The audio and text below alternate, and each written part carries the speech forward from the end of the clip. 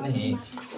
चलिए देखिए, आज हम लोग क्लास 9th का बायोलॉजी के चैप्टर 3 पढ़ने वाले हैं। इसका नाम क्या है? जीवों में विविधता। नहीं, कुछ टॉपिक्स लिखे हुए हैं, टॉपिक्स के बारे में जानना है कि कौन कौन सा टॉपिक्स पढ़ना है। पहला हम लोग पढ़ेंगे जैव विविधता के बारे में, दूसरा हम लोग पढ़ेंगे वर्गीकी और वर्गीकी विज्ञान के बारे में, इसको हम टैक्सोनॉमी बोलते हैं अंग्रेजी में।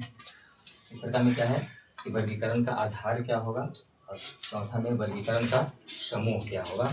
चलिए सबसे पहले हम लोग जानते हैं किसके बारे में, जैव विविधता के बारे में, कि जैव विविधता कहते किसको, बायोडाइवर्सिटी कहते किसको हैं। तो जैव विविधता वैसे क्षेत्र को कहते हैं जहाँ पे अनेक प्रकार के जीवों की वैरायटी पाई जाती है।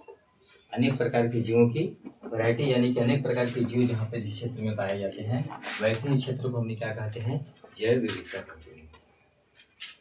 डिफिनेशन लिखना होगा, देखिए लिख लीजिएगा। किसी विशेष क्षेत्र में पाए जाने वाले जीवों की विविधता को हम क्या कहते हैं, जैव विविधता कहते हैं। अगर पूछेगा कोई बताइए कि विश्व की सबसे बड़ी जैव विविधता वाला क्षेत्र कौन सा है, तो अमेजोन वर्षावन। अमेजोन वर्षावन को जो ना पृथ्वी का कहा जाता है, फेफड़ा भी कहा जाता है।